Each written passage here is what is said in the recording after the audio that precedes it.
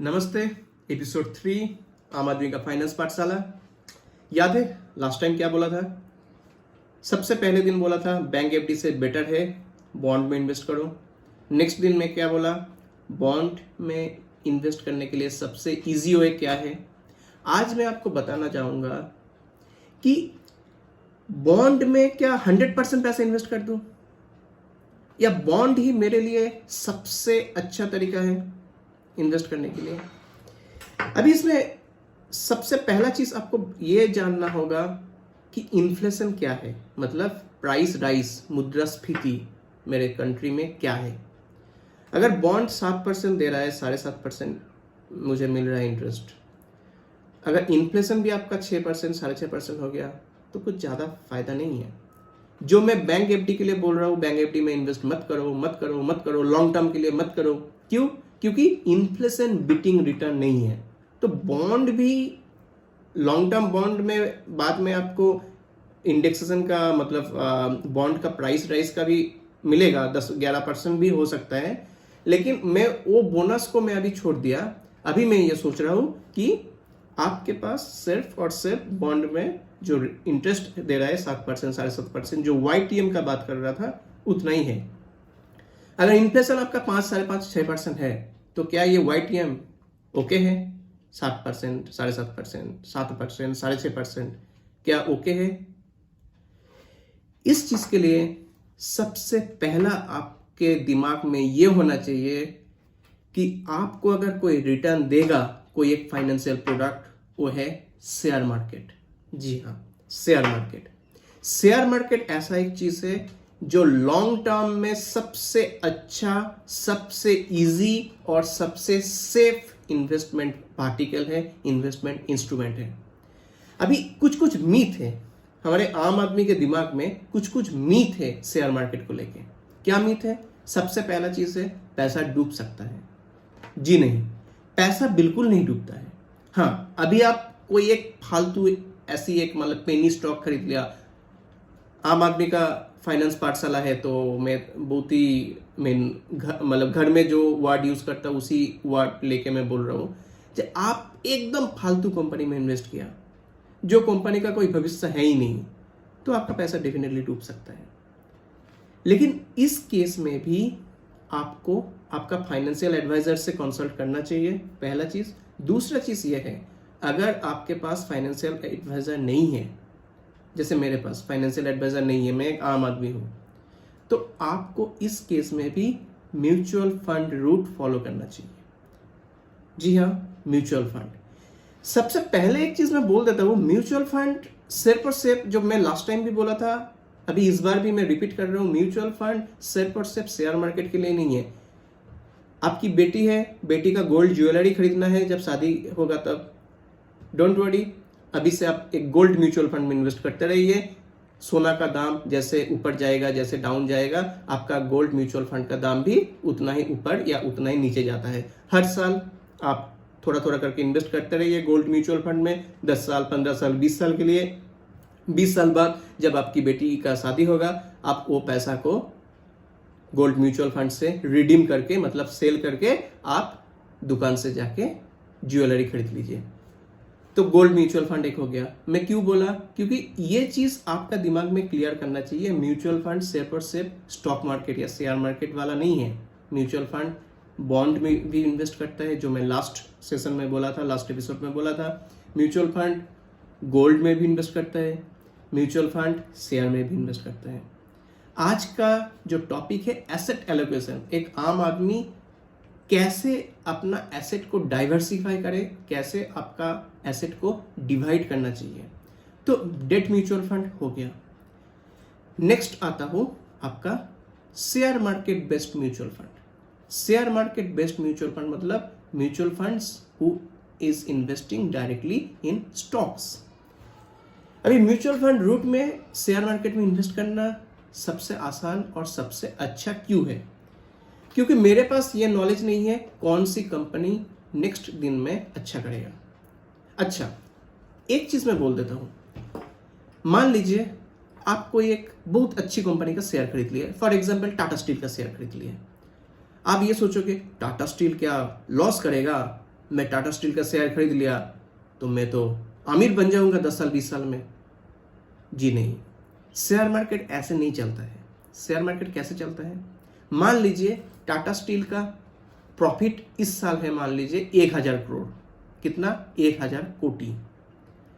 मान लीजिए 5 साल बाद भी वो 1000 करोड़ 1000 करोड़ में ही रह गया, या तो फिर थोड़ा नीचे ही रह गया, आपका रिटर्न नहीं बनेगा।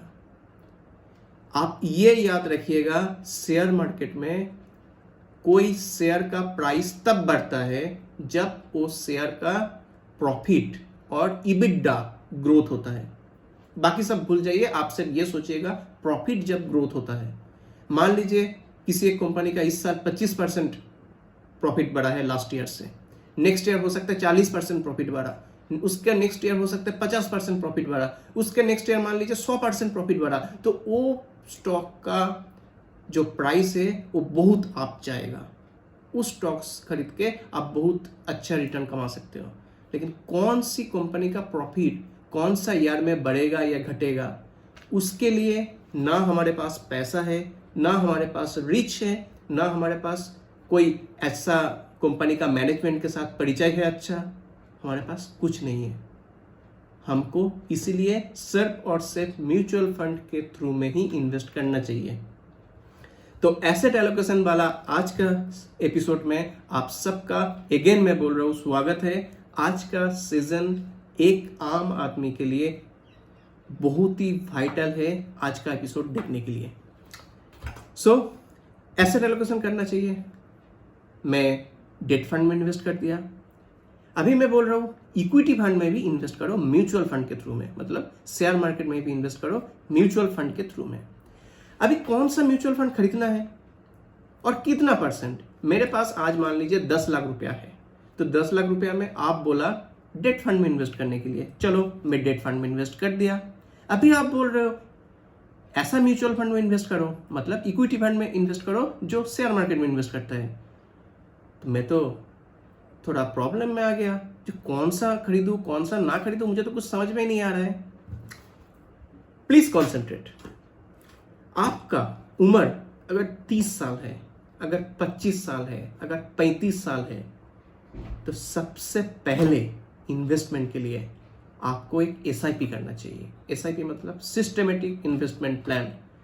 आप सैलरीड पर्सन हो, आप बिजनेसमैन हो, हर महीने थोड़ा थोड़ा पैसा SIP के थ्रू में किसी एक इक्विटी म्यूचुअल फंड में इन्वेस्टेड होना चाहिए। मार्केट अप जाए डाउन जाए, आपका पोर्टफोलियो का वैल्यू 6 महीने 1 साल 1.5 साल 2 साल में गिरे, ऊपर जाए, बहुत ऊपर जाए, बहुत गिर जाए, कुछ फर्क नहीं पड़ता है। आप 5 साल 6 साल 7 साल 8 साल 10 साल के लिए आप एक इक्विटी म्यूचुअल फंड में इन्वेस्ट करना चाहिए। क्यों करना चाहिए? मुझे इन्फ्लेशन को बीट करना है रिटर्न में, इसलिए करना चाहिए। नेक्स्ट, कौन सी म्यूचुअल फंड में इन्वेस्ट करना चाहिए, कौन सा इक्विटी म्यूचुअल फंड में इन्वेस्ट करना चाहिए? हमारे देश में इन जनरल टोटल 5 टाइप का 100% इक्विटी वाला प्योर इक्विटी म्यूचुअल फंड है। एक लार्ज कैप मतलब जो म्यूचुअल फंड बहुत अच्छी, मतलब बहुत बड़ी कंपनी में इन्वेस्ट करता है, जैसे TCS हो गया, रिलायंस हो गया, टाटा स्टील हो गया, टाटा मोटर्स हो गया, ऐसी टॉप 100 हमारे शेयर मार्केट में मार्केट कैप के बेसिस में टॉप 100 कंपनी में इन्वेस्ट करती है large cap fund. Mid cap 101 number से 250 नंबर तक कंपनी, मतलब टॉप 100 कंपनी, उसमें इन्वेस्ट करता है large cap fund. Next 150 company में इन्वेस्ट करता है मिड कैप फंड, तो कितना हो गया 250 के बाद जितना कंपनी है उसमें इन्वेस्ट करती है स्मॉल कैप फंड। तो म्यूचुअल फंड का मेन 3 हो गया, large cap, mid cap, small cap. Next हो गया multi cap. Multi cap fund क्या होता है? लार्ज कैप में भी इन्वेस्ट करता है, मिड कैप में भी इन्वेस्ट करता है, स्मॉल कैप में भी इन्वेस्ट करता है। और एक हो गया फ्लेक्सी कैप। फ्लेक्सी कैप मतलब नाम से ही आपको पता चल जाएगा, फ्लेक्सी कैप मतलब फ्लेक्सिबल। फंड मैनेजर के पास फ्लेक्सिबिलिटी है, वो लार्ज कैप में भी कुछ भी पैसा रख सकता है, मिड कैप में भी कुछ भी पैसा रख सकता है, स्मॉल कैप में भी कुछ भी पैसा रख सकता है। तो नॉर्मली इन जनरल टोटल आपके पास 5 टाइप का इक्विटी म्यूचुअल फंड है, large cap, mid cap, small cap, multi cap fund and flexi cap fund.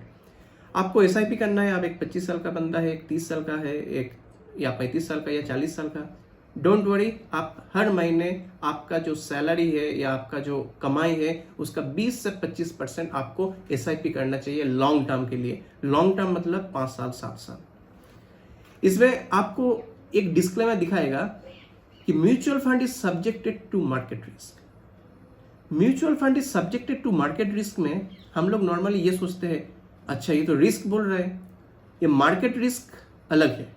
क्या है मार्केट रिस्क? मार्केट रिस्क मतलब ये है आपका 100 रुपया 95 भी हो सकता है, 90 भी हो सकता है, 120 भी हो सकता है, कुछ भी हो सकता है। इसको बोलता है, इस वोलाटिलिटी को बोलता है market risk. Okay, so market risk पता चल गया। तो अभी आपको आज का एपिसोड में क्या पता चला? कितना टाइप का share market based mutual fund है। मैं ये म्यूचुअल फंड ही क्यों बोल रहा हूं? क्योंकि म्यूचुअल फंड एक ऐसा एक प्रोडक्ट है जो हाईली रेगुलेटेड है। बैंक को रेगुलेट करता है RBI, reserve bank of India. Mutual fund या शेयर बाजार को रेगुलेट करता है कौन? SEBI, securities and exchange board of India. और म्यूचुअल फंड का एक बॉडी है अलग, MP, association of mutual funds of India. MP तो हाईली डिसिप्लिन्ड एक बॉडी है, एक एसोसिएशन है, बॉडी नहीं एसोसिएशन है। और रेगुलेटिंग बॉडी है सेबी। सेबी बहुत ही ज्यादा स्ट्रांग है, इवन RBI से भी मुझे लगता है। और MP भी बहुत ही डिसिप्लिन्ड एक एसोसिएशन है जो म्यूचुअल फंड्स कंपनीज को हमेशा ट्रैक करते रहते हैं।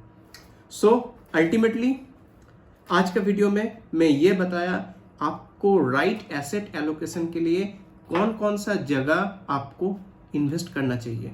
नेक्स्ट एपिसोड में मैं ये बताऊंगा, एसेट एलोकेशन का ही पार्ट 2 लेके आऊंगा। उसमें मैं बताऊंगा एक 30 साल का लड़का हो या लड़की हो, एक 40 साल का मेल हो या फीमेल हो, या एक 50 साल का या एक 60 साल, डिफरेंट एज पीरियड में आपको कौन कौन सा इक्विटी म्यूचुअल फंड सही है और उस इक्विटी म्यूचुअल फंड के साथ कितना % आपको डेट म्यूचुअल फंड में इन्वेस्ट करना चाहिए। तो प्लीज नेक्स्ट एपिसोड देखिएगा जरूर। ये बहुत ही वाइटल है एक आम आदमी का इन्वेस्टमेंट के हिसाब से। आने वाले दिन में जितना हम लोग एपिसोड बढ़ाते जाएंगे, वीडियो बनाते रहेंगे, और भी बहुत सारे अलग अलग इन्वेस्टमेंट का एवेन्यू में लेके आऊँगा जो मुझे पता है। आप लोग कमेंट कीजिएगा अगर आपको और भी कोई चीज़ में वीडियो चाहिए तो। तब तक के लिए थैंक यू, नमस्ते। प्लीज़ आप लोग शेयर करिएगा ये वीडियो, लाइक कीजिएगा और सब्सक्राइब करिएगा, क्योंकि लाइक और सब्सक्राइब के बिना कैसे मोटिवेट होऊंगा। एक आम आदमी हूँ, आप आम आदमी लोगों का ही जिम्मेदारी बनता है एक आम आदमी को मोटिवेट करना। Okay, thank you so much.